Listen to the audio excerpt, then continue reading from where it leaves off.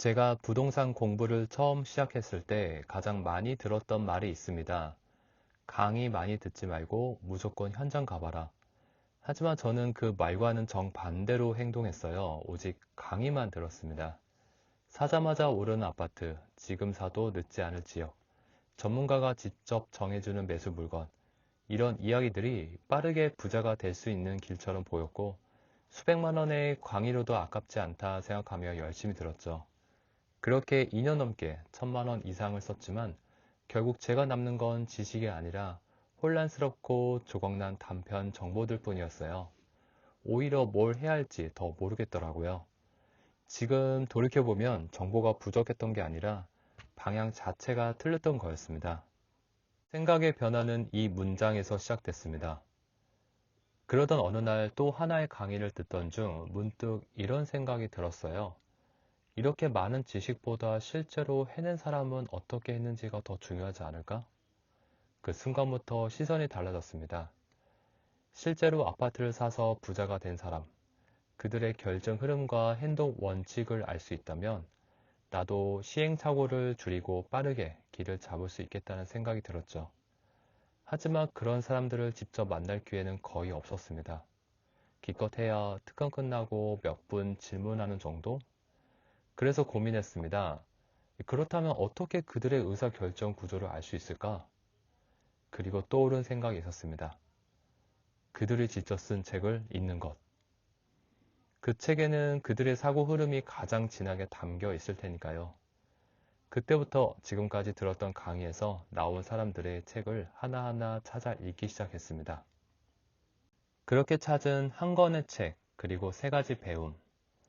수십 권을 읽으며 머릿속에 맴도는 메시지를 정리하다 보니 세 가지가 명확하게 남았습니다. 첫째, 많은 사람들이 부자가 되겠다고 말하지만 실제로는 부자의 방식을 받아들이지 않는다. 대부분은 부자가 되고 싶다고 말하지만 정작 부자처럼 생각하거나 행동하지는 않습니다. 부자들은 수익을 늘리는 방법에 더 집중하고 리스크를 감수하고 회복하는 전략을 갖고 있으며 돈보다 시간을 우선하는 투자합니다. 반면 우리는 지출 줄이기, 리스크 회피, 단기 수익 추구에 몰두하죠. 지금의 내 방식을 고수하면서 결과만 바라는 셈입니다. 둘째, 당신의 결정은 어떤 정보에 노출되는가에 따라 달라진다.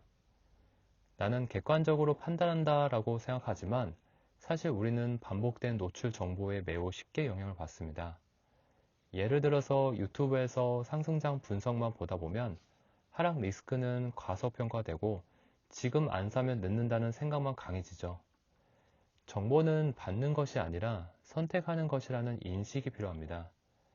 나의 판단력, 실행력, 투자 성향은 결국 내가 어떤 정보를 노출되느냐에 따라 달라지니까요. 셋째, 작은 성공을 기준으로 다시 판을 짜라. 수십억 번 사람, 다주택자, 갭투자 고수들, 이들을 따라하고 싶어 하지만 그만큼 리스크도 실행 장벽도 높습니다.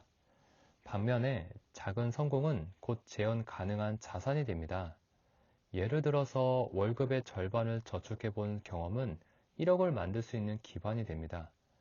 500만 원으로 월세 20만 원을 만들어 본 경험은 5천만 원으로 월 200만 원의 수익을 낼 수 있다는 힌트가 됩니다.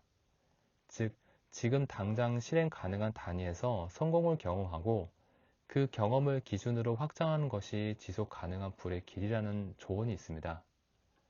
이처럼 책을 통해서 성공한 사람의 생각의 흐름을 빌릴 수 있다는 것을 알게 되었고, 그렇게 저는 생각만 많던 시절을 지나서 비로소 실행에 집중하게 됐습니다. 책상보다 현장에서, 이후로는 비싼 강의보다 진짜 부자가 된 사람들의 생각과 흐름을 가까이서 접하는 걸 더 중요하게 여겼어요.